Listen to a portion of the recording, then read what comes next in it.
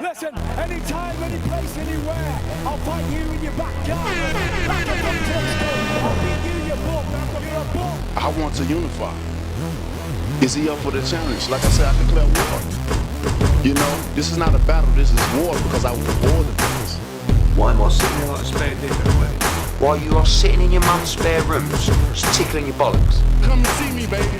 No more hiding, no more ducking, no more dodging, no more excuses. Let's make the fight happen. Let's see who's the best. I know I'm the best. Are you up for the test? I'm through. Hey, put somebody else up and give me an interview. What are you talking about? What are you talking about? You never give me a fair shake. HBO needs to fire you. You don't know shit about boxing. You ain't shit. You're not shit. I wish I was 50 years younger and I'd kick your ass. Negative. I'm good. I beat Polly. I left with his belt and his girl. Fucking was too fast. But it wasn't so much about it, was just that he was so fucking fast. Fast. Amazingly fast. Fucking amazingly fast.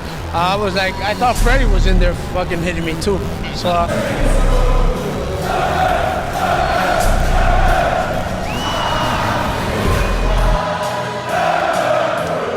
Any of you radio personalities think you want smoke? Call me Mr. Chimney. I want smoke. Yes. What is up, MCR family? Another daily edition of the show live on YouTube, podcast from iTunes, Spotify, radio, etc. I'm Matt, the Hipster Hunter, writing solo dolo. Find me, Matt Hunter, MCR, all platforms on social media. And today's show is going to be one that I wanted to push back. You know, we could have done a show, honestly, yesterday, but I didn't. I chose not to, mainly due to the Errol Spence story, which we're going to get to, obviously, at the top of the show. And I just wanted more information to come out. I wanted us to really know the status of Errol Spence before we did another show, because it felt wrong to do a show without knowing fully how Errol Spence was doing in his condition. Thank God he is in stable condition and doing all right at this point. Definitely a scary time in the boxing community in the last 24, 48 hours.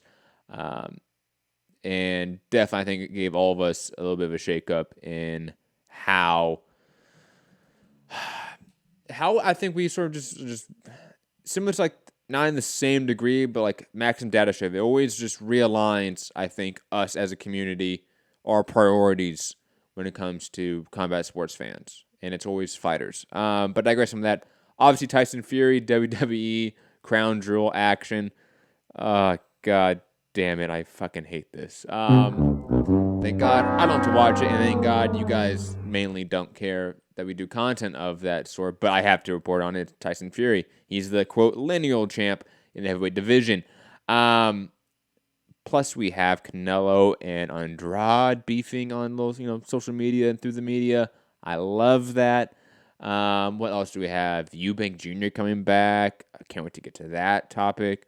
What else do we have? We have one about Eddie Hearn and Canelo co-promoting together, but not with, for Canelo, for another fighter.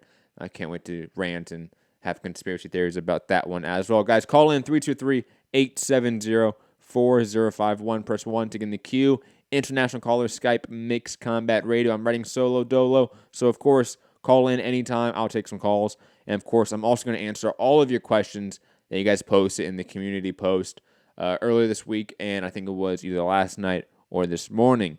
I posted 2 this week, so whichever one, doesn't matter. And obviously the live chat, so I'll be answering all of you guys' questions and topics, as well as the topics of today's show, which we have a lot of, because I'm solo dolo. I have no one else here to bother me, a la Rob and Gary, so let me answer anything that you guys want. And I don't have to be anywhere till like 7 p.m. tonight, so hey, can rock out for as long as you guys want. But let's get to the news of the day in the last sort of 24 hours and sort of go through the timeline, especially the Errol Spence story.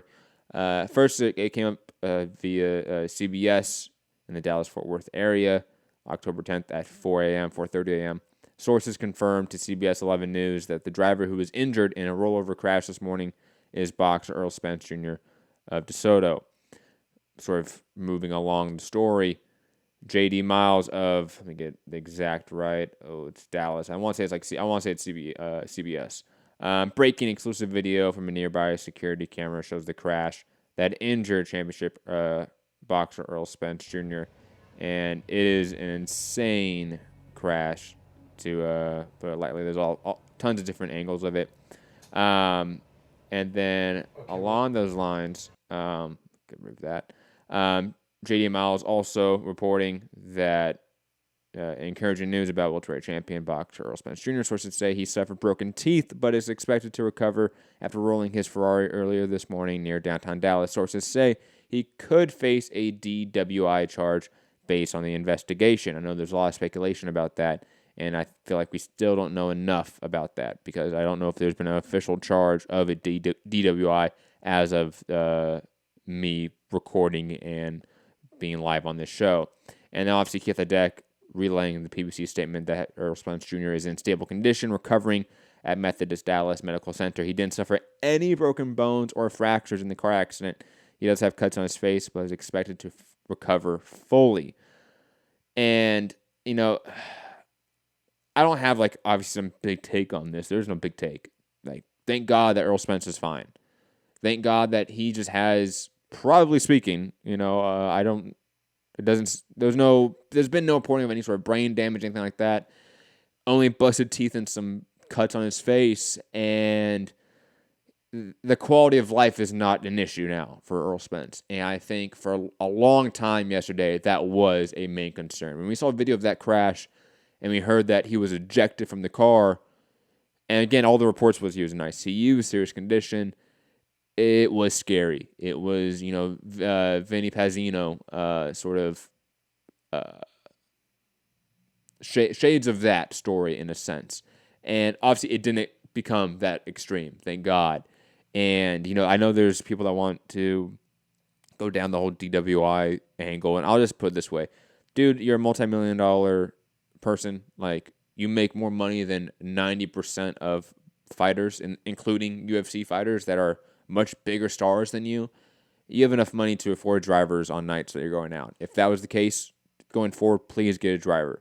Like, it's not that hard. You're a multimillionaire. If you're going out on a Friday night, a Saturday night, Thursday night, whatever, hire a driver for the night. Get a limo. They're honestly, for a guy with that much money, they're relatively cheap. So I would heavily advise that whoever's listening right now in his camp, in his promotional team, whoever, please relay that information.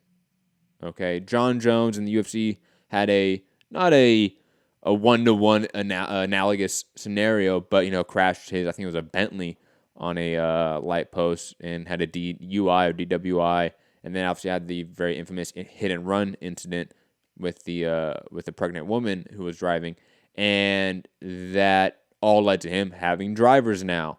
So if a guy like John Jones, who is a far bigger star than Errol Spence, but in terms of pay scale, doesn't get paid the same level as Errol Spence does now, let's be honest, Errol Spence, you can afford a driver. You can afford maybe not a permanent driver, but again, Friday night, call up a limo service. Saturday night, call up a driver. You know, Uber.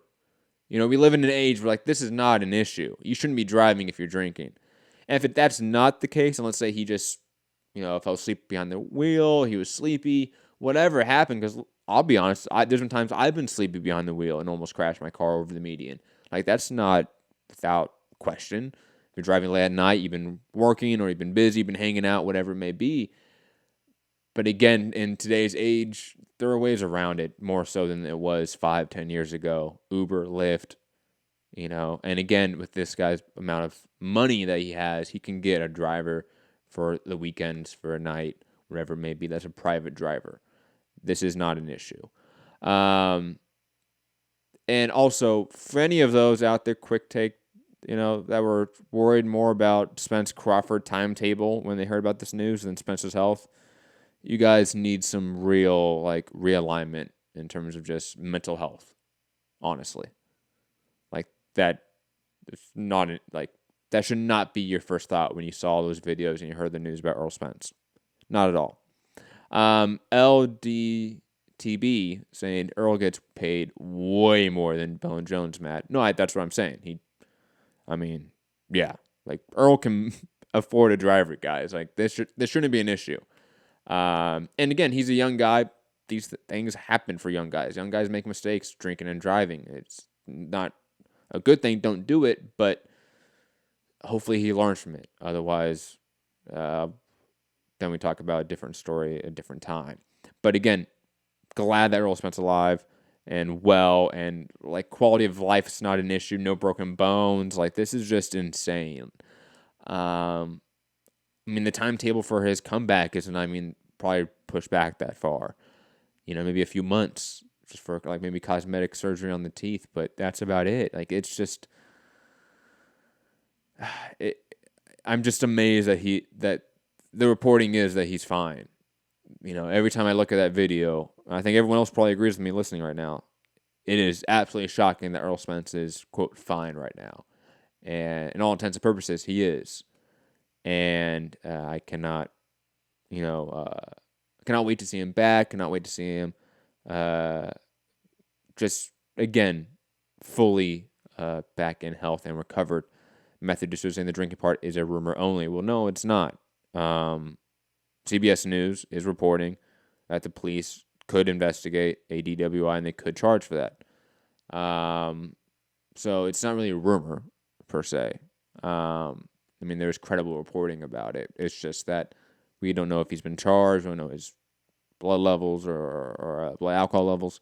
And we won't know that information probably for a bit now. Like, this won't come in the next 24 hours, assumingly. Like, that's not going to happen. Especially like any sort of court case, guys. These things take time.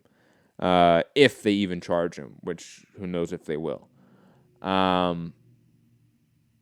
Moving on, though, guys, let's talk about Canelo and Andrade beefing, and then we get to the Tyson Fury drama.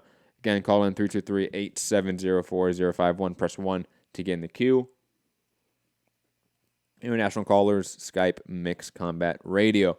And also, anything in the chat, guys, you just post do in all caps, like topic or question, and then make your question or topic, and I'll get to it. Otherwise, it'd be kind of hard to see who is making questions and who's just commenting on the show, so to speak. So, Rabisky, Matthew, LDTP, UK Rob. I saw Anthony Walker over there, Walkout Network. Go check out his channel and sharedart.com for sure, and MMA On Point for all of his work.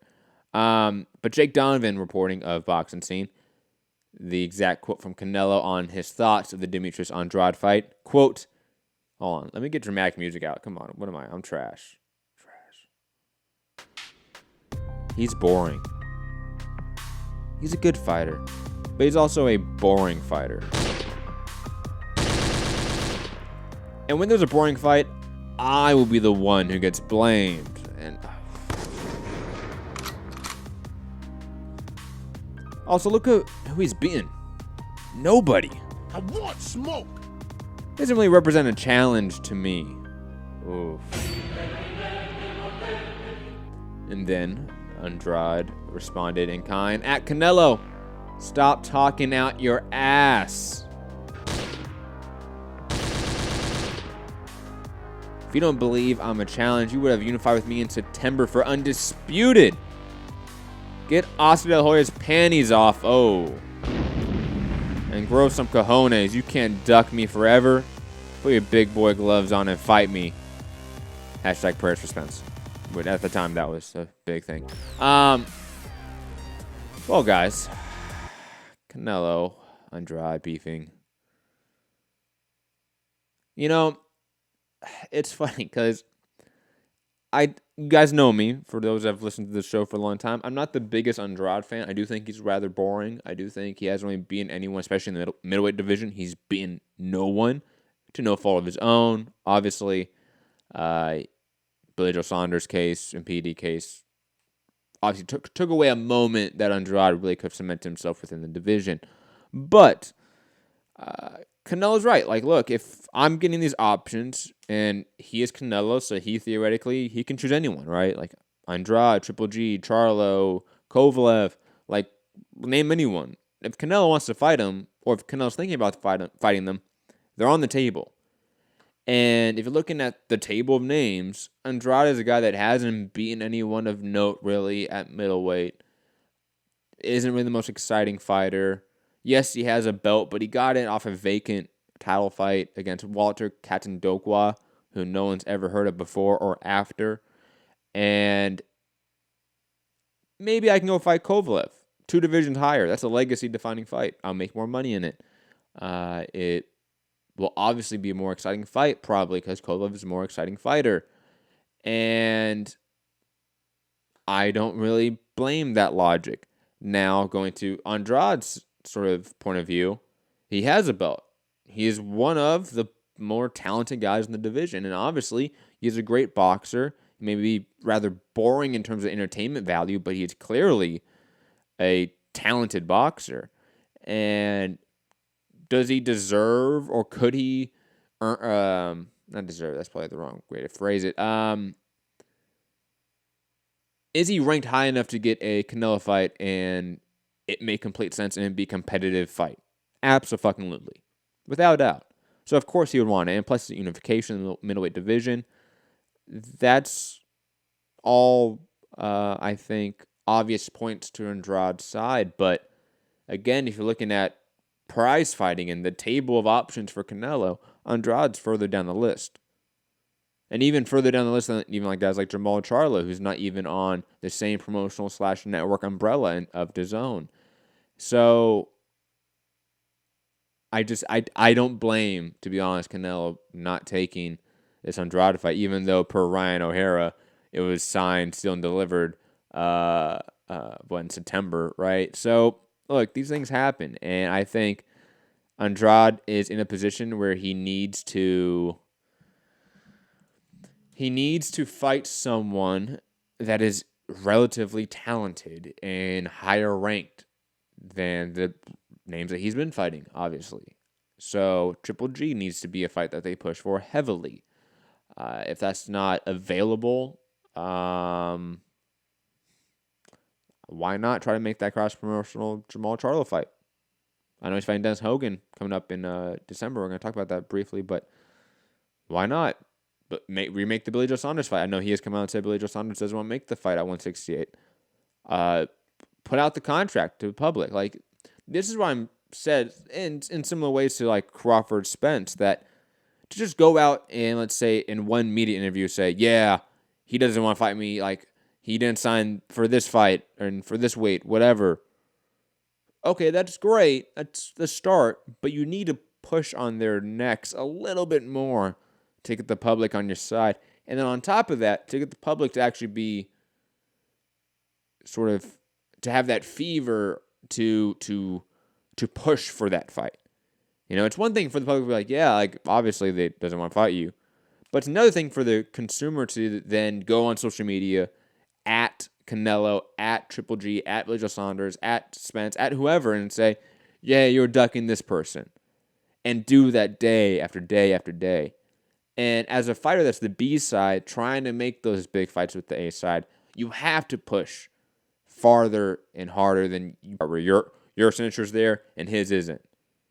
You know, like, this isn't really that, I think, difficult in all intents and purposes to really push for the public to demand this fight, especially a fight like Billy Joe Saunders, where he doesn't have a huge fan base on his side to back him like a Canelo or Triple G, and to make excuses for fights not happening. So there are definitely paths to get towards a Canelo fight. It's just not right after Walter Katendokwa, right after Silitsky. Those aren't really the fights to propel you to, in my opinion, a Canelo level fight. Look what Jacobs had to do. He had to fight Silitsky, and then he had to fight Derevchenko. So find that level of opponent. Maybe even Derevchenko name. Why not fight Derevchenko? That'd be an amazing fight. You know, there are names that 100% Andrade could fight that is money-making, that is going to build his legacy, and that would also build towards these bigger fights. And I think he can do that, absolutely. Stuff like these tweets do help. More of it, more vocal, more transparent when it comes to the process of negotiation. That would all lend the public to be on your side, fighters, honestly. Arthur saying that Billy Joe can't make 160. Yeah, but the fight they're trying to make again was at 168, not 160. per Andrade. Moving on, let's talk about the whole Tyson Fury will be wrestling, air quotes, wrestling Braun Strowman and Brock Lesnar versus Cain Velasquez will be the headliner of the second crown jewel in Saudi Arabia.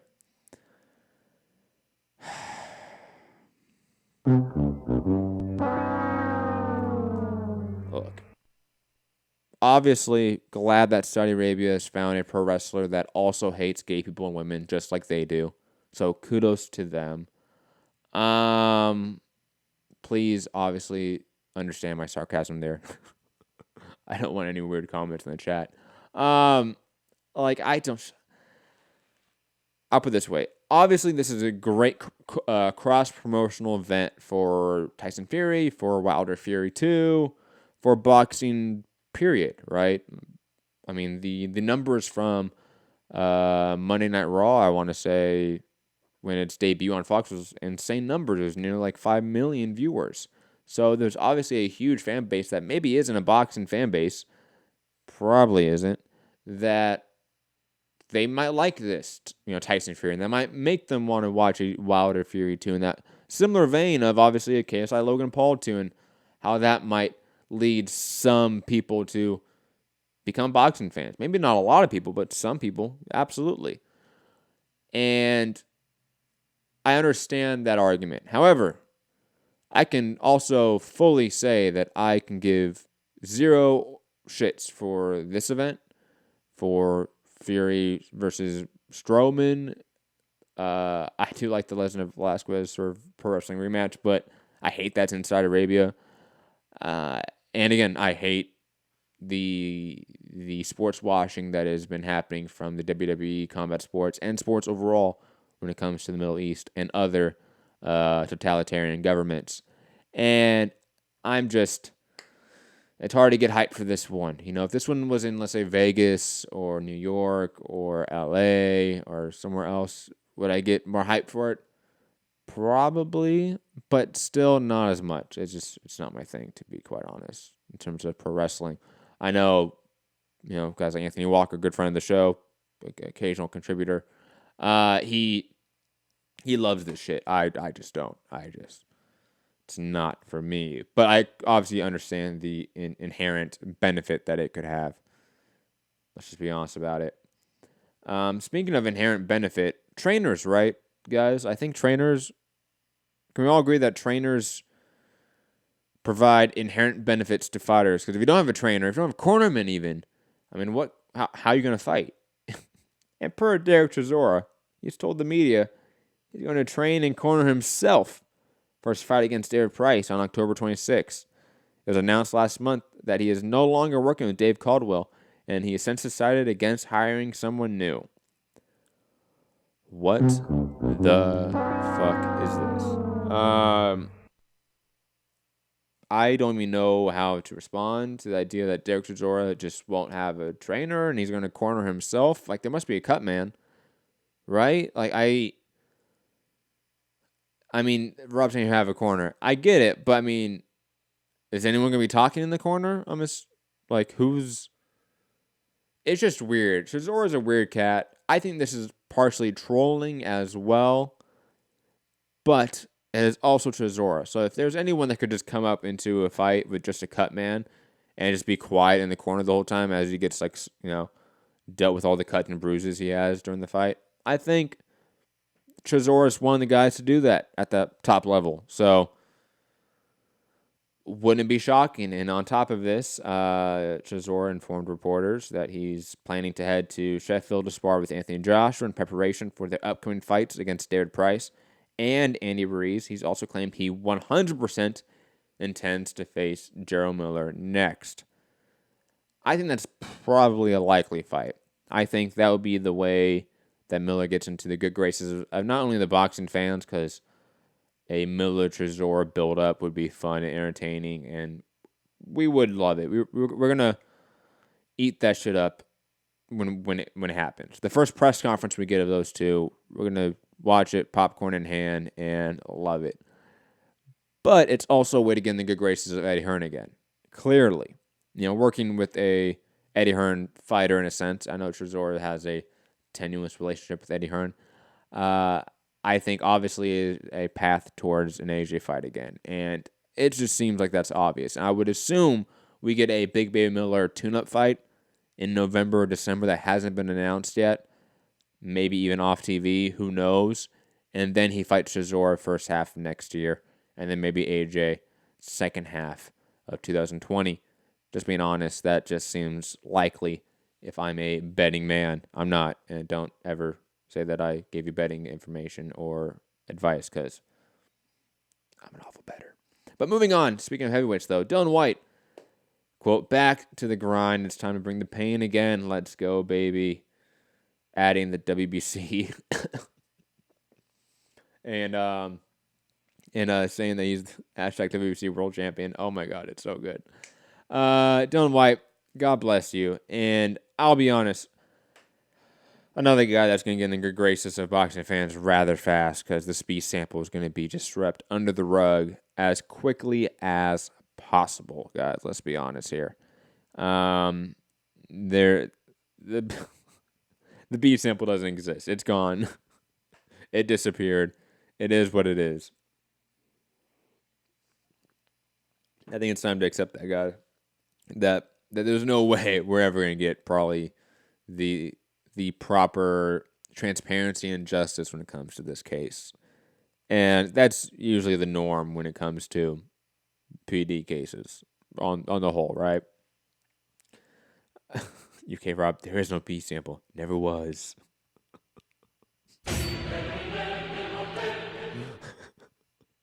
For those that may be thinking that he's serious, obviously there is a B sample. There has to be, but I think largely they just don't care. And probably just there's nothing new about it. It confirmed what the A sample has, because that usually is the case. Moving on, Carlos Toro reporting Jamal Charlo would defend his WBC middleweight title against Dennis Hogan on December 7th in the main event of a Showtime card in the Barclays Center of Brooklyn. Now, I think it was me and Rob talking about maybe a week ago about the Barclays Center seeming like there wasn't the main arena that PBC was going towards as they used to, maybe because of the Brett Yormark departure at the Barclays Center. Brett Yormark, head of Heyman LLC Sports, or Heyman Sports LLC, also in the WBC Supreme Council or the Board of Governors. I forget which exact body he is in when it comes to the WBC, but he was also a high member, a high executive of the Barclays Center, and I know he's no longer a part of that. But obviously, they're still putting fights there. I just wonder why, in conjunction with this, like fights like this are a Barclays Center fight when clearly, like, look, Dennis Hogan, I think he's from Australia. I want to say he's not a guy that's going to draw in the area. Jamal Charlo is from, the Houston and Dallas area and just Texas overall. Why not just put him there? Why not build him up in the Texas market and at least have, a good atmosphere, a good crowd there, similar to what they did with Robert Easter Jr. when he was reigning at 135.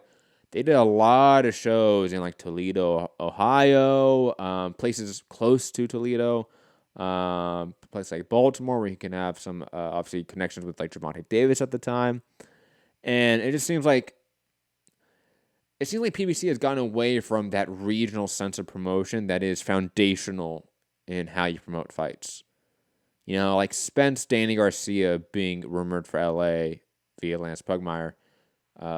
It just doesn't make sense. You have a Philly fighter that predominantly has been a market in Brooklyn, and you have a Dallas fighter that has predominantly been a draw in Dallas and has fought a lot in Brooklyn, now going to LA multiple times, trying to make fights there.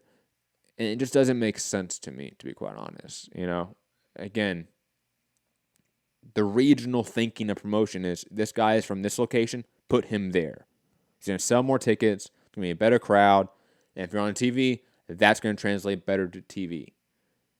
I don't know why certain promoters get away from that sometimes. when it seems like it is just really basic and obvious business practice for boxing. I get exploring guys outside of their market, especially sending them to LA and New York, which are big media markets. But if you don't have a fight that really belongs in a big media market like a Charlo Hogan fight, it doesn't make sense to put it in a big media market when you could just put it in a more of a B-level media market like Dallas or Houston, and it sell far better, and again, better crowd, and that would translate better on TV. Moving on via the Lance Pugmire and Mike Coppinger podcast on The Athletic, Chris Eubank Jr., Matt Korobov. Breaking news. I have a little bit of breaking news, just a little bit. I am hearing that a Chris Eubank Jr. versus Matt Korobov fight could be placed on a PBC card perhaps by the end of the year. Have you? Now, I actually really like this fight. I think it makes sense. Matt Korobov, I think, coming off the draw against Emmanuel Alim, right?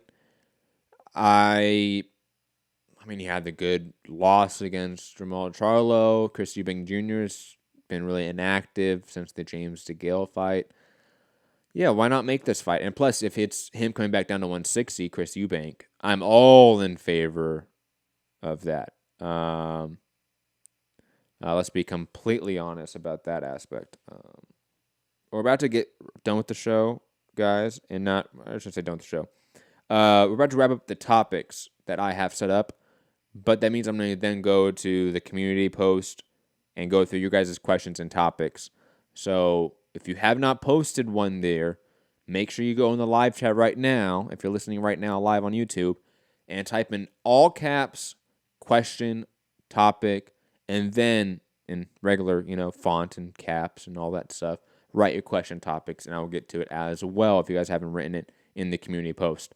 But digressing back to Eubank and Matt Korobov, I think it would be a fun stylistic fight. I think Chris Eubank has always suffered from technical boxers because he's not that fundamental in his approach and his combinations. I think he is rather crude in what he does, rather basic as well. Matt Korobov is a slick boxer, and I could see him giving Chris Eubank a ton of issues and probably being the favorite in this fight. However, if this is sort of Eubank's last chance to sort of bounce back and have a run towards the top, we're going to see it now. If he beats Korobov at 160, don't be surprised to see him back in there quickly with the Jamal Charlo for that WBC championship. Because the whole franchise bullshit. But that would be a fun fight. I know people may hate on that, but I think, again, with the caveat of Eubank beating Korobov, and we all agreeing that he beats him, no funny business there, a Charlo-Eubank fight would absolutely make sense. And on top of that, would be a good fight. Both guys not really the best technical boxers, but I think the styles would really mesh well for a fun, entertaining matchup. UK Rob mentioning another good matchup as well that I like in terms of just entertainment value and competitive value. We'll also be inclined to face Moreta. I love that fight. I think Moreta also one of those sort of crude brawlers at 160. I think it would absolutely make sense to have him in there with a Charlo or a Eubank. I know he's been, aligned with the Rob Brandt rematch after they have their own sort of intermediate fights. He's fighting Stephen Butler, I believe, in Canada, or Stephen Butler's from Canada. I forget exactly. But I would rather see Moreta jump in with, and Brandt, to be honest, leave ESPN and jump in with these PBC guys, at least make some good fights, because at least the DAZN guys have the money fight still with Triple G and Canelo. So guys like Andrade, I think, even if they may not get the best fights in the short term, long term, they still have big fights much easier to get made than, let's say, Charlo, Triple G, Charlo, Canelo, etc. What am I missing? Yes, 92. I did speak on that. It was like the second topic of the show too, so if that helps you to sort of find it. Moving on. Oh, another great fight. to talk about, even though, yeah, we're talking about Charlo Eubank. That was a good fight to talk about, even though it's not one that's happening next, but very well could happen next if Matt Korobov doesn't beat Eubank coming up later this fall. But Emmanuel Rodriguez, a guy that recently had a big-time loss, obviously, to Inoue, back in action and rather quickly facing another fucking monster in the division, Luis Nery, and it's going to be on the undercard of Wilder-Ortiz. Look, I know that's not for the casuals, but for us hardcores, it's a great undercard fight right there. Definitely makes me happier as a paying consumer, especially if that's on the pay-per-view portion of the card. But Rodriguez-Nery, I mean, those two guys are going to meet in the middle, throw bombs, and one of them is going to be dropped.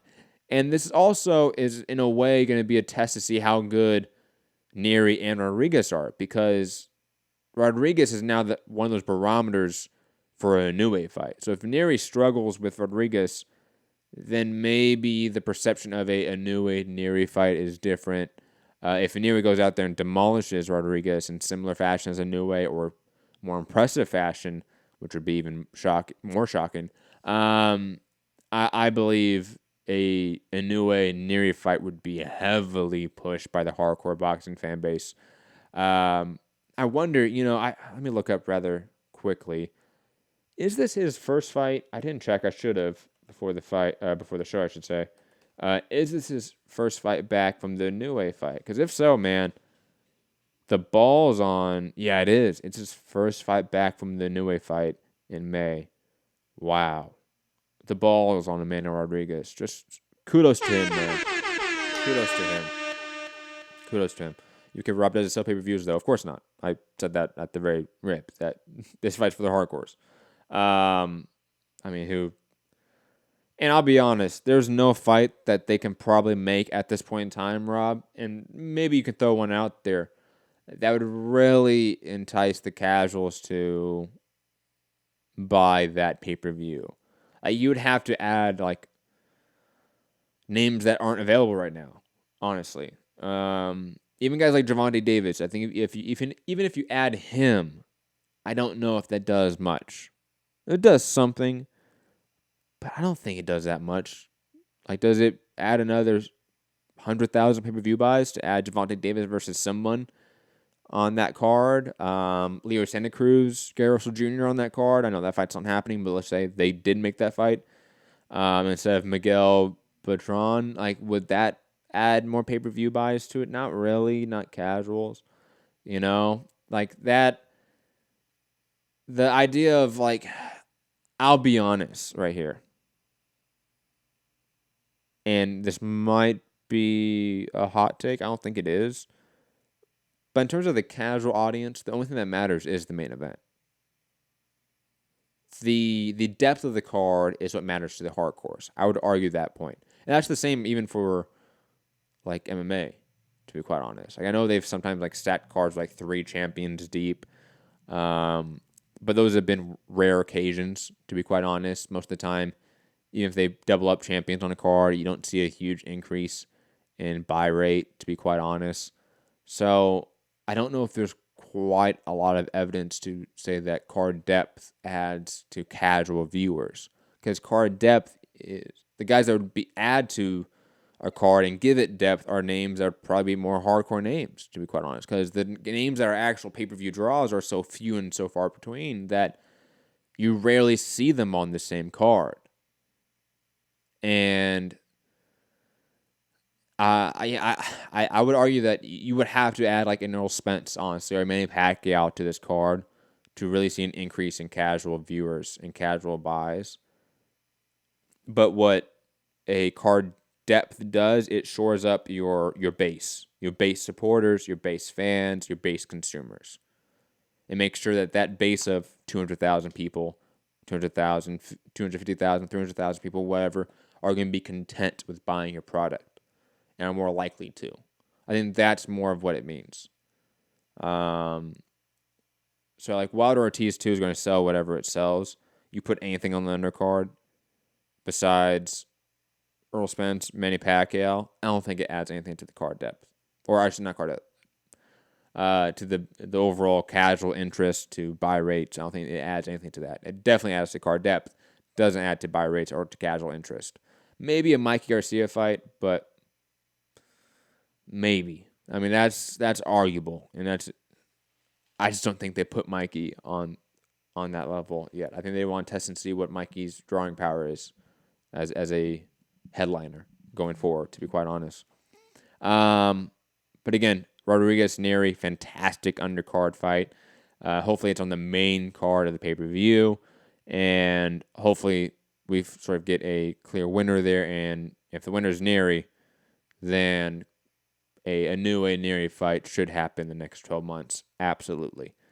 Moving on, speaking of good hardcore fights being announced, or at least talked about in some way, this one's being announced. November 23rd, and Andrew Cancio versus Alvarado 2 is official. So, should be a good fight. First fight was fun, and Cancio has looked absolutely fantastic as of late. His demolishing of Machado really sticks in the mind of a boxing fan. So, and against Alvarado has always been a game opponent. I am really intrigued to see how the rematch goes. Last topic of the day. Then we're going to go to callers and or your topics and questions. And before we do, we're going to take a quick break before we go to callers and all that fun stuff. But last topic of the day, Eddie Hearn excited to announce the signing of a young Mexican star, Julio Cesar Martinez, with Canelo. Will challenge for the WBC world title in December live on DAZN. And, just for a brief moment, guys,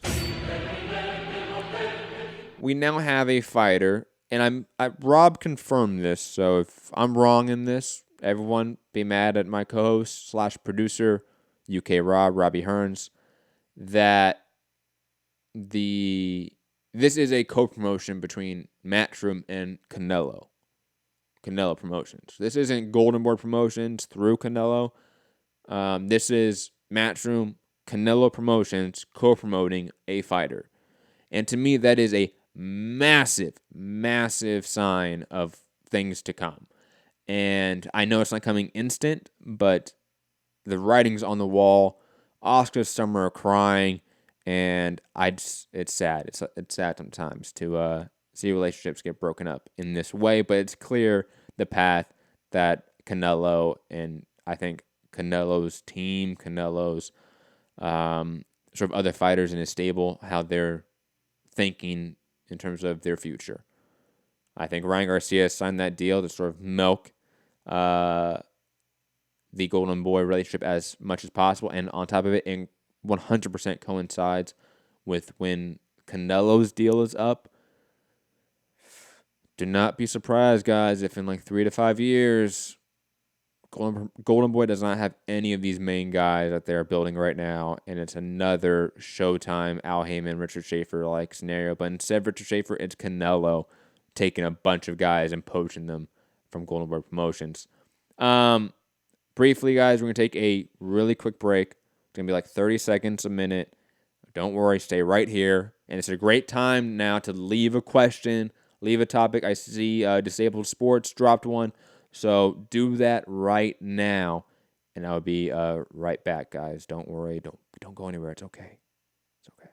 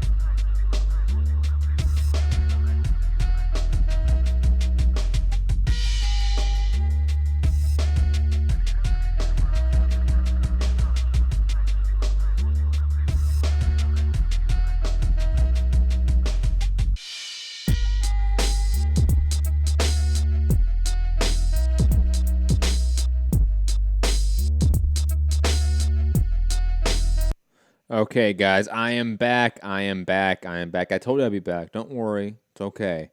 Let's get to you guys' questions and topics. It was 4 days ago, one on the community post, and then one that was posted 15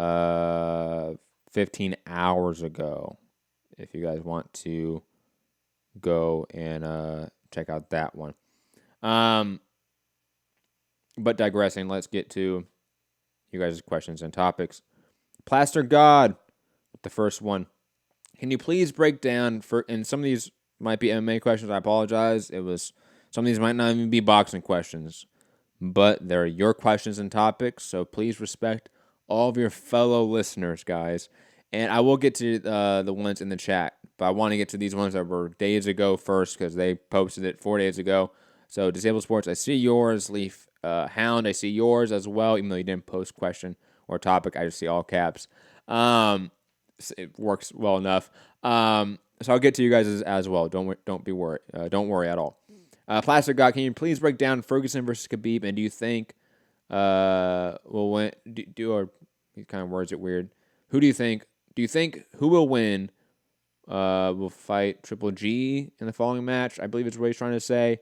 I think Khabib's probably just going to out wrestle a Too Wild in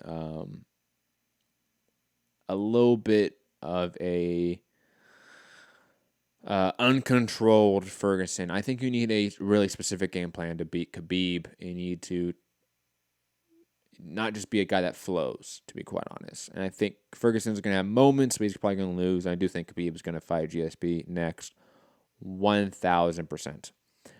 Moving on. What kind of impact on boxing do you think Dana White will have via Plaster God? I don't think he's going to have much of an impact unless... I'll put it this way. I don't think Dana White's going to have much of an impact. Is Endeavor going to have a massive impact on boxing? Probably in the next few years. Absolutely. I don't know about Dana White, though. It's a very different question. If you don't know the difference between Endeavor or William Morris Endeavor, WME, and Dana White and who really controls the purse strings, do some more research. Listen to the show more often. Crazy D3. Why did Keith Idek report 275,000 buys for Spence Porter and 330,000 buys for Spence Garcia in direct contradiction to Mike Coppinger? Does this guarantee that one of these, and this is how he's phrasing it, these journalists is a fraud?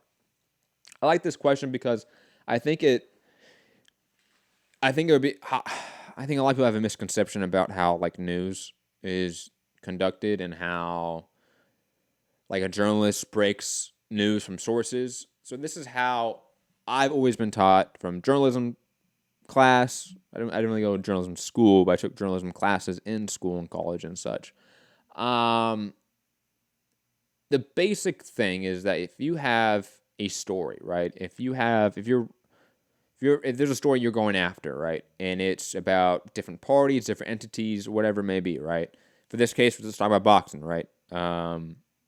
We have Spence's team, we have Porter's team, we have PBC, we have the network Fox, we have the cable distributors, a la Dish, DirecTV, Fios, Xfinity, Comcast, name all of them.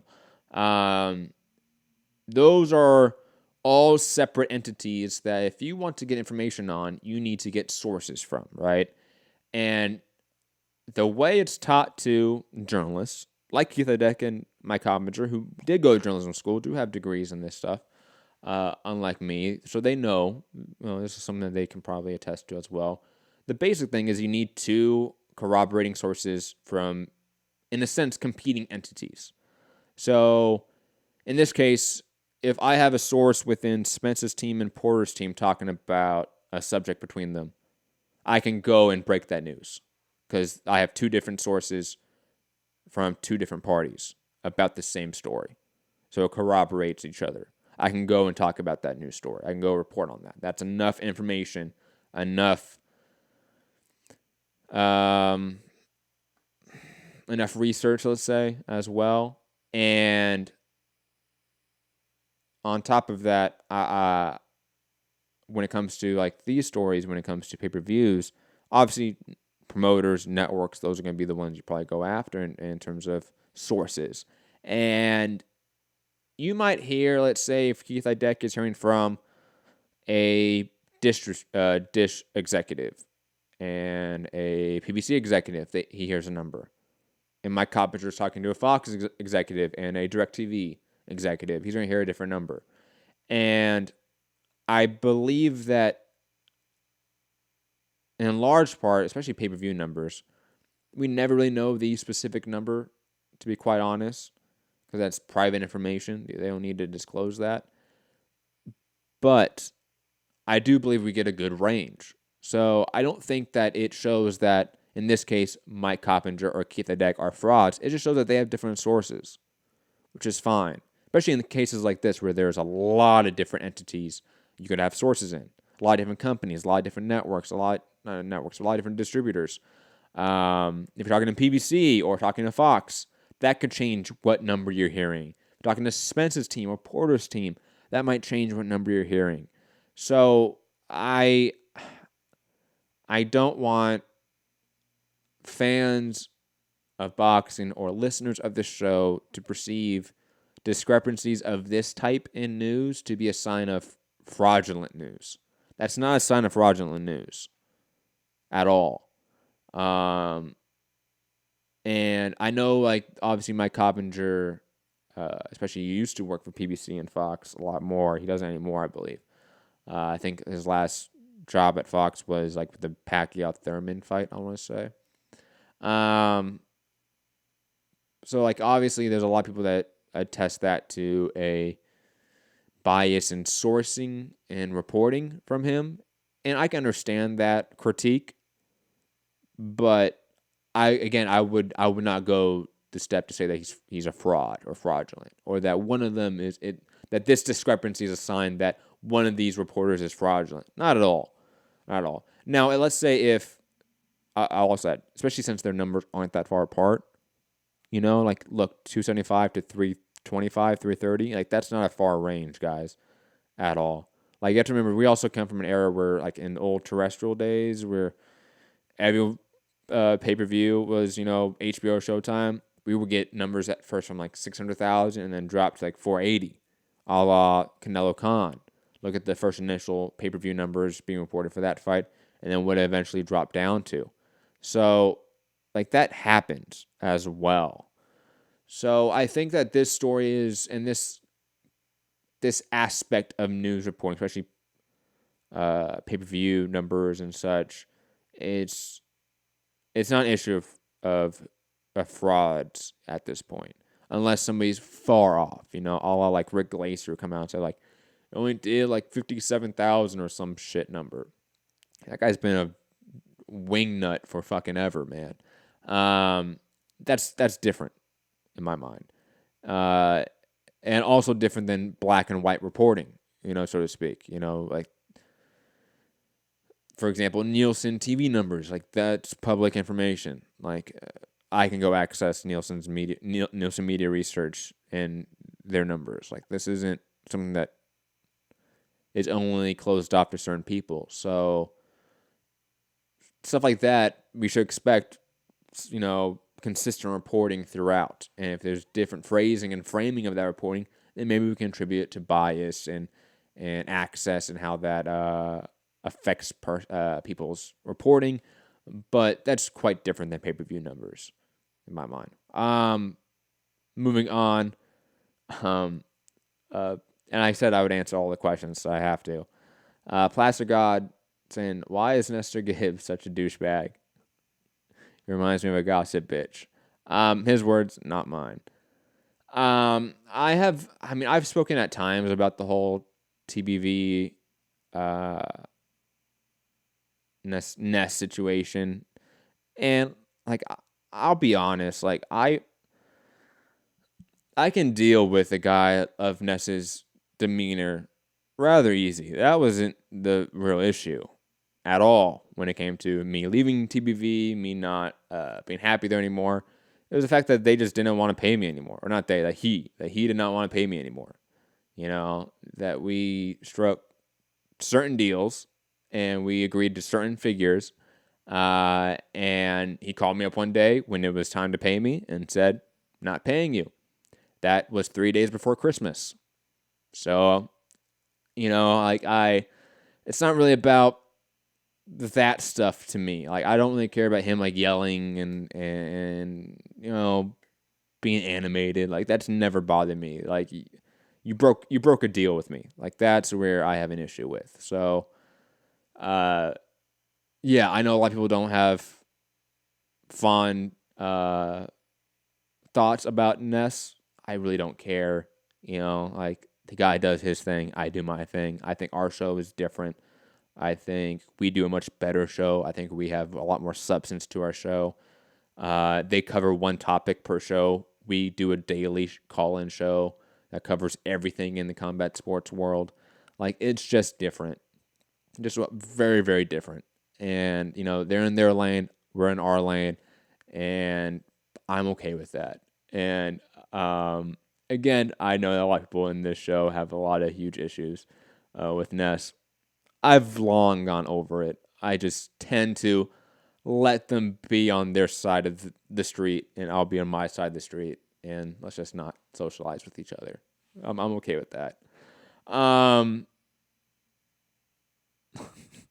Gentle Lunatic, Merry Christmas from TVB. Yeah, I wasn't too happy then. I'll be honest, but man, it's just been a year from now, man. Who cares? Fern Goalie. Shout out to Fern. We'll be hanging out with him later tonight. Do you like boxing or MMA more, or one you lean more towards? I've always said this, that I started watching MMA far more than I watched boxing. Like, in terms of being a hardcore fan. Like, I watched both, but I became a hardcore fan of MMA before I became a hardcore fan of boxing. It was just more accessible. Like, I didn't have Showtime at the time. I don't even know if we had HBO at the time, to be honest, as a family. Or if we did, like, I was never really, like, allowed to watch HBO and stuff like that, so it just, it wasn't really a thing, but I could find Spike TV at that time and, like, get away with it. Or, like, hell, 2004 and 3, right? Like, when the birth of YouTube and online videos, right? I would get on the family computer and watch highlight videos of, like, Pride fights and shit like that, right? And boxing fights, but it was just, for some reason at that time, MMA to me felt more accessible. So that's why I became more of a hardcore fan to it. But then, obviously, I mean, if you like combat sports, you're going to like boxing, and you're going to love boxing eventually. It's like fine wine or coffee. You age into it in a way, I'll be honest. And I don't think I have one that I like more. I think I have things I like about each one and things I don't like about each one. That's quite different than the other, right? Like, the pros and cons of boxing and MMA are vastly different. They just are. Like, card depth is far different in MMA. The amount of competitive fights we get in MMA is just far different. The monopsony power that the UFC has allows for a more consolidated product. So, like, there's pros and cons in that. Add in, lack of fighter pay con, In boxing, you have fighters get paid a lot more at the top. You have, I would say boxing does a far better job of making big fights feel like a spectacle, to be honest. They've always done that to me. And plus, like, an action-packed boxing fight's just insane. I just think there's something about throwing 1,000 punches a fight combined for two guys. Like, that's for 36 minutes. That's cinema. That's art in a way. Not that MMA isn't. Of course it is. But it just, the ebbs and flows of a boxing fight are far different than the ebbs and flows of an MMA fight. Again, pros and cons and vast differences between the two sports. Hard to say I like one or the other. I just find that one might be easier on the consumer, I'll say. And even that might be a loose argument, especially if we're talking just pure consumer well-being in terms of financial well-being. MMA is extremely expensive to follow, especially comparative to boxing nowadays. So, I don't know. It is they're just different. Two sides of the same coin. Lord Jacob with like 1,000 questions. So I'm going to try to run through these as fast as possible because none of them relate to boxing. Going to be completely honest. And then we can get to you guys' questions in the chat and any other ones that we have in the other post. Laura Jacob, can you daydream at night? No, it would just be dreaming. Is Ant a cop? Seriously, ... Yes, no, he is. He is a cop. Don't let him lie to you. Cops, they can lie to you, okay? You say he's not a cop, but we all know he's secretly an Interpol member. Where is Carmen Sandiego? I don't know. This question goes to Rob, since the UK claims Americans aren't bright. How do you handcuff a one-armed man? ... Okay, maybe we're not so bright. Still a valid question. Would answer your question. You just handcuff him to his ankle. Really easy. If a jogger runs at the speed of sound, can he still hear his Beats by Dre? Yes, because the Beats by Dre are also moving with you at the same speed. I don't think you fully realize what you've done by asking me to ask anything. It's too late. Let's begin. And then you already began there. That's it for all of you guys' questions in the comment and questions post on the community post. Let's go to you guys' questions in the live chat. Let me circle back. Disabled Sports question. Do you think that Fox PBC delays the Errol versus Danny fight to give Errol extra time to heal from his injuries? Yes, but not a significant delay. I think they might rearrange some things. I would not be surprised to see, let's say, Manny Pacquiao, Mikey Garcia pay-per-view, take that January slot, and a Spence-Danny fight be moved to late February, early March. Would not be surprised at that at all, guys. Let's be honest. And I think that's completely valid. Leaf Hound, yo hipster, what do you think of what Usyk had to say regarding Fury and Wilder? I didn't see what he had to say about Wilder, so maybe someone can add what he said about Wilder in the chat. I saw what he said about Fury being his toughest fight. I don't see that at all. I think Fury is probably one of his easier fights, to be quite honest. There's boxing's a little bit, and this is a really basic understanding of just fighting, but it's rock, paper, scissors. If it's two rocks, it's a tie. It's. So I see Wilder or AJ or even like Andy Ruiz. I see them being, the scissors or paper to Usyk's rock. I see that. I see Fury being another rock. I just see him being another great boxer that, it might be tough in a sense, but I think Usyk hits harder than Fury. I think Usyk has a far better sense of game planning than Fury. I think Usyk's efficiency is far higher than Fury's. Honestly, really, what does Fury do better than Usyk? Does he have better head movement? No, not in my opinion. Might be flashier head movement because he's 6'9" doing it, but it's not better. Does he have better footwork? Maybe because it's flashier, but not. I don't know if it's a more efficient footwork. So I think Usyk in that matchup with Fury is actually a rather easy matchup. Leaf saying he said Wilder is the easiest option. I can see why he said that. Yeah. But I think Fury's up there too. I think guys like AJ or Andy are going to be really big issues for Usyk.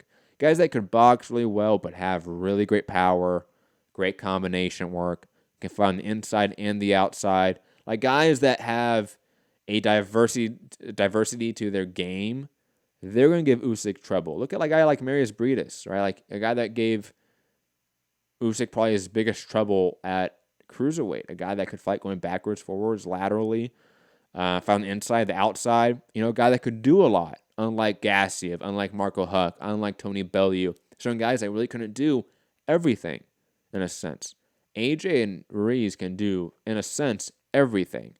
Wilder and Fury are specialists. And I feel like a guy like Usyk is designed to just dissect a specialist. Figure out their weaknesses and their strengths and just dissect them instantly. That's what they do. Look at what Loma does. Look what Usyk does. That's sort of what they do. What else do we have? Question from Matthew D'Souza.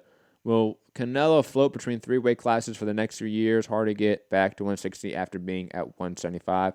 I don't think it's going to be that hard, to be honest. I think people are chalking that up like it's a big deal. I don't think it is. Could he float between those 3 divisions? Yes, but I don't think it's like he's trying to be a defending champ in all 3. I think he's just looking for big fights, wherever they may be. Team Batman Boxing. What up, Team Batman? Question, Callum Smith versus Caleb Plant.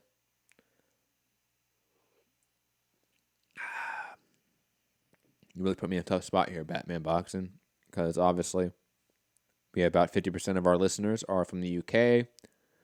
UK co-hosts listening right now. When I say that Caleb Plant's going to easily outbox Callum Smith, I don't want to upset anyone. But that's the truth. And I know, again, Rob's going to be commenting right now. Callum Smith, blah, blah. And I'm just like, hey, look, he beat an old George Groves who was coming off a surgery and a shoulder injury. I don't know. I'm probably going to pick a young, prime Caleb Plant that is probably one of the best technical boxers on the planet right now. I can see him outboxing Callum Smith for 12 rounds. Absolutely. And I don't really see... I think Plant is going to... He's going to struggle with guys that have a high activity rate with really good power. Like, I'll be honest. I think if, let's say, even Caleb Plant went to 175, the better guys in the division, a la like Vosjik or Bivol, are probably the easier matchups for him. A guy like Beterbiev, because the style matchup would actually probably present a tougher fight for Caleb Plant. Similar, I think, for Smith, Benavidez. I think Smith probably beats Benavidez right now slightly, and it's close. But I think Benavidez is the better matchup for Caleb Plant and giving him issues. Caleb Plant probably still wins both fights, but that's how I see it from a stylistic perspective. Let's see what other questions we have. Question from UK Rob. When will Golden Boy promote Canelo Kovalev?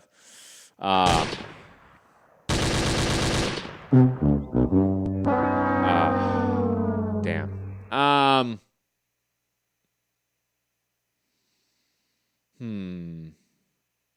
Probably not.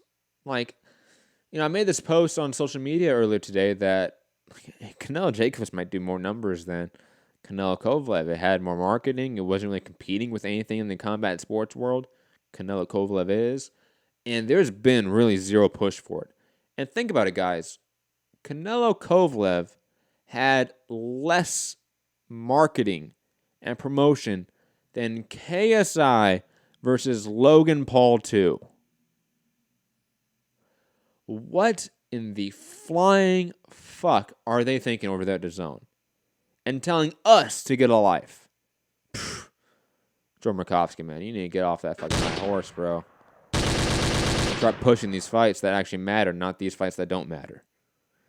It's just weird. Very weird business strategy from DAZN.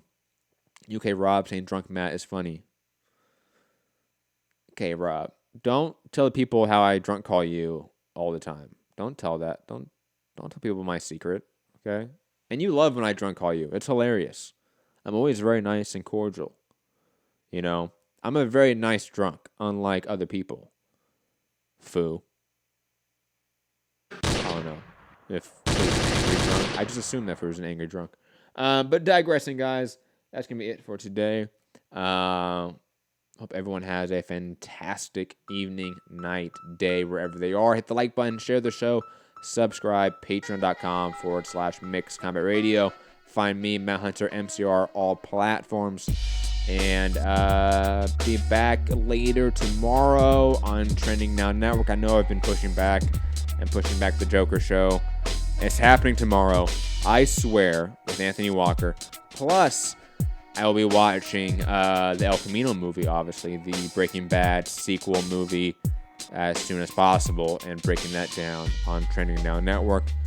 Probably going to be on the Walkout Network on YouTube after UFC Tampa tomorrow, because, look, I know that Usyk's fighting, but I'm not going to do a video on Usyk Witherspoon. I don't care. Unless he loses, I'm not doing and Usyk Witherspoon live fight chat, guys. I have not better things to do, but not waste your guys' time. Anyways, have a great day. Peace.